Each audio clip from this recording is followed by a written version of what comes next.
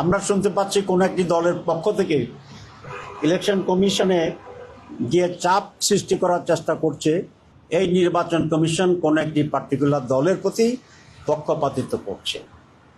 এই ধরনের আচরণ যদি অব্যাহত থাকে তাহলে সুষ্ঠু নির্বাচনের ব্যাপারে জনগণের ভিতরে সংশয় এবং হতাশা দেখা দিতে পারে। আমরা অনেকে নির্বাচনের মাঝে আছি, যারা বহুদিন ধরে বলছিল যে 2026-এর ফেব্রুয়ারিতে নির্বাচন হবে না, সকল দলের স্বতঃস্ফূর্ত নমিনেশন সাবমিশনের মাধ্যমে তাদের এই বক্তব্য অসার প্রমাণিত হয়েছে। আমরা আশা করি বাংলাদেশে 12ই ফেব্রুয়ারি একটি অবাধ, সুষ্ঠু এবং নিরপেক্ষ নির্বাচন হবে। কিন্তু ইতিমধ্যেই আমরা কিছু ভিন্ন চিত্র দেখছি বিদায় এটা প্রতিকারের জন্য আমরা আজকে প্রধান উপদেষ্টার দৃষ্টি আকর্ষণ করছি। আপনারা জানেন যে নমিনেশন বাছাইয়ের পর্ব চলছে ইলেকশন কমিশনে, এবং সেখানে একই নিয়মে বিভিন্ন জায়গায় কাকে উপযুক্ত মনে করেছে প্রার্থীকে ওকে করে দিয়েছে, আবার একই রকম কেসে কাকে বাতিল করেছে। এখানে দুটি প্রধান সাবজেক্ট ছিল কারো নমিনেশন বৈধ কিংবা অবৈধ এটা বিবেচনার জন্য।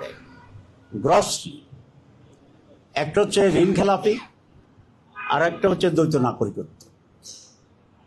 ঋণ খেলাপির ব্যাপারে তো এটা স্পষ্ট সবসময় এটা ছিল, কিন্তু কিছু কিছু জায়গায় আমরা ইলেকশন কমিশনের একটু ভিন্নতা দেখতে পাচ্ছি। আর দ্বৈত নাগরিকত্বের ব্যাপারেও প্রাথমিক বাছাই একই ধরনের জায়গায় কাউকে বৈধ করছে, কাউকে অবৈধ করছে, এটা হিয়ারিং চলছে।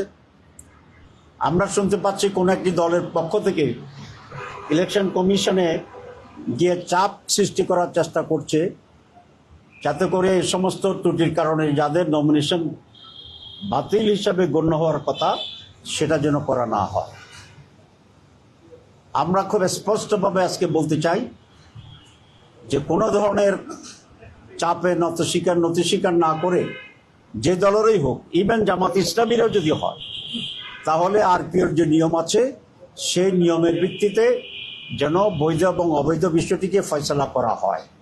অন্যথায় এই দুটো জিনিস প্রমাণিত হবে।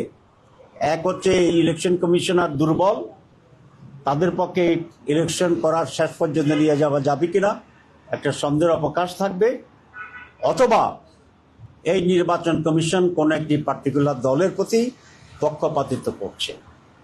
এই ধরনের আচরণ যদি অব্যাহত থাকে তাহলে সুষ্ঠু নির্বাচনের ব্যাপারে জনগণের ভিতরে সংশয় এবং হতাশা দেখা দিতে পারে।